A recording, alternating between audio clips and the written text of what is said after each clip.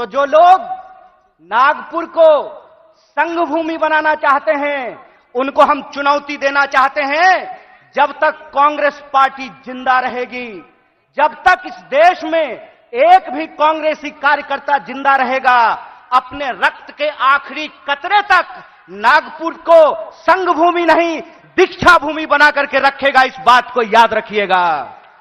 इस बात को याद रखिएगा कि जिस देश में हत्यारों का गाना गाया जा रहा है, उस देश में महात्मा गांधी पैदा हुए हैं। और महात्मा गांधी ने जिस पार्टी को बनाया है, जब तक वो पार्टी जिंदा रहेगी, तब तक आप इंसान को इंसान से नहीं लड़ा सकते हैं। हम बोलते रहेंगे, रघुपति राघव राजा राम, पतित पावन सीताराम, ईश्वर अल्लाह तेरो नाम, सबको सन्मति दे भगवान। हम यह तराना गाता रहेंगे, इस बात को याद रखिएगा।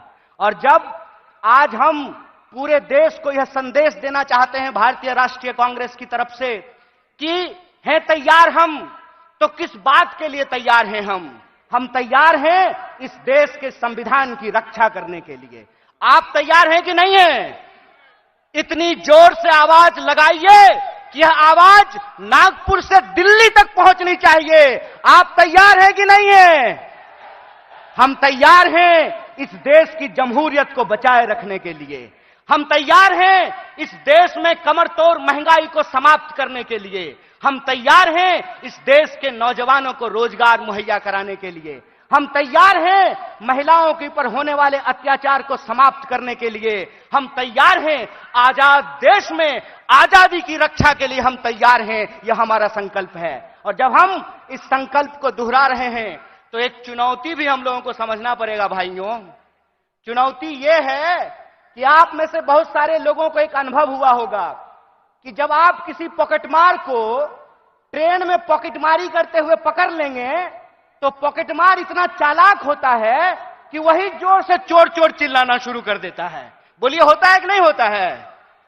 आज हमारे साथ इस देश की सबसे पुरानी पार्टी, इस देश को आजादी दिलाने वाली पार्टी, महात्मा गांधी की पार्टी, पंडित जवाहरलाल नेहरू, सुभाष चंद्र बोस, मौलाना अबुल कलाम आजाद, सरदार वल्लभ भाई पटेल, एनी बेसेंट, सरोजिनी नायडू की पार्टी के साथ भी यही हो रहा है कि हमने चोर को चोरी करते हुए फिर से पकड़ लिया है। हमने इनको अंग्रेजों के साथ चाय पर चर्चा करते हुए देखा था, तो जो चाय बेचने की बात करते थे, हमने उनको देश बेचते हुए रंगे हाथ पकड़ लिया है। और जब हमने उनको देश को रंगे हाथ बेचते हुए पकड़ लिया है, तो पॉकेटमार को जब पकड़ लीजिएगा तो वो चोर चोर चिल्लाने लगेगा। वो कहते हैं कि कांग्रेस इस देश में भ्रष्टाचार लेकर के आई। एक सवाल हम पूछना चाहते हैं, आज आप कांग्रेस के नेताओं के घर पे ईडी भेजते हैं। परसों जया शाह के पिताजी से वही कांग्रेस का नेता अगर फोन पे सेटिंग कर ले, तो वो ईडी जो है अपना रास्ता कैसे भूल जाती है, वो पता कैसे भूल जाती है? इसका मतलब यह है कि जो पार्टी देश की पार्टी है, उस पार्टी को देश के आम लोगों के नजर में बदनाम किया गया है। और देश के आम लोगों के नजर में इसलिए बदनाम किया गया है कि अगर आप कांग्रेस के प्रति अपनी भावना छोड़ देंगे, तो देश में कोई आपकी बात करने वाला नहीं रहेगा। इस बात को याद रखिएगा।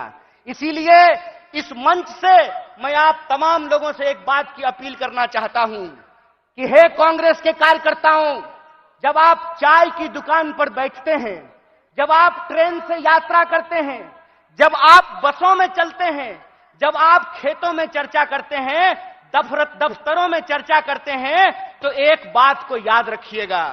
एक बात को याद रखिएगा कि सामने वाला जब आपको जलील करता है ना, तो वो आपको जलील करने से पहले अपने मां बाप को जलील कर रहा होता है, अपने पूर्वजों को जलील कर रहा होता है। क्योंकि कांग्रेस पार्टी इस देश का इतिहास है, वर्तमान है, और इस देश की आम आवाम का भविष्य है। यह बात हमको समझना पड़ेगा। हमको समझना पड़ेगा कि कांग्रेस पार्टी अंग्रेजों से लड़ करके इस देश को आजादी दिलाई। आजाद भारत में पहली बार ऐसा हुआ कि दलितों को और ब्राह्मणों को बराबरी का वोट का अधिकार मिला। आजाद भारत में पहली बार ऐसा हुआ कि महिलाओं और पुरुषों को बराबरी का वोट का अधिकार मिला। आजाद भारत में पहली बार ऐसा हुआ कि राजे राजवाड़ा का वोट भी एक और नाली में उतर करके गटर साफ करने वाले का भी वोट एक, ऐसा भारतीय राष्ट्रीय कांग्रेस स्थापित करके आई। मैं कहता हूं कि जिस पंडित जवाहरलाल नेहरू को लोग आज संसद में खड़ा होकर के गालियां देते हैं, याद रखना मेरे दोस्त, अगर पंडित जवाहरलाल नेहरू नहीं होते तो झूठ ही सही तुम ये बात आज बोल नहीं पाते कि एक चाय बेचने वाला भी देश का प्रधानमंत्री बन सकता है। कांग्रेस का इतिहास यह है कि हम इस देश की आम आवाम के लिए लड़े थे, लड़े हैं और लड़ेंगे। इसीलिए माननीय मल्लिकार्जुन खड़गे साहब अपने 50 साल के राजनीतिक इतिहास में एक कांग्रेस के आम कार्यकर्ता से भारतीय राष्ट्रीय कांग्रेस के राष्ट्रीय अध्यक्ष बने हैं। यह है कांग्रेस पार्टी का लोकतांत्रिक इतिहास, यह है इस देश का इतिहास। इसीलिए आप तमाम कार्यकर्ताओं से मैं अपील करना चाहता हूं कि आज जो देश की हालत है, जिस तरीके से किसान आत्महत्या कर रहे हैं, जिस तरीके से हर घंटे नौजवान आत्महत्या कर रहा है, इसीलिए हमको इस संकल्प के साथ चलना पड़ेगा कि ये हमारी कांग्रेस है, हम सब की कांग्रेस है, यह हमारा देश है, हम सब का देश है और इसको बचाने के लिए अपने शरीर के आखिरी खून के बूंद तक हमको संघर्ष करना पड़ेगा। तो आप बताइए, चुनावी हार जीत अपनी जगह पे है, देश बचाने के लिए, संविधान बचाने के लिए, सबको शिक्षा के लिए, सबको काम के लिए आप तैयार हैं कि नहीं हैं? अगर आप तैयार हैं तो आखिरी बात बोल करके मैं अपनी बात को खत्म करूंगा। हमारी रगों में उन पूर्वजों का खून बहता है जिन्होंने इस देश को अंग्रेजों की 200 साल की गुलामी से आजादी दिलाई थी। जब हमारे पुरखे अंग्रेजों की टैंक से नहीं डरे, जब हमारे पुरखे बलिदानियों का इतिहास बनाया, जब हमारे पुरखे फांसी के फंदे को हंसते हंसते चूम लिया, तो तुम एक बात जान लो भाई, तुम्हारा जो फ्रंटल ऑर्गेनाइजेशन है ना, ईडी और सीबीआई, उससे हम घड़ी घंट नहीं डरने वाले हैं। आप लोग डरने वाले हैं क्या? तो इस देश की बचाने की लड़ाई में सबको शिक्षा के लिए, सबको काम के लिए और इस देश के हर आवाम को बराबर के आत्मसम्मान के लिए आप संघर्ष करेंगे कि नहीं करेंगे?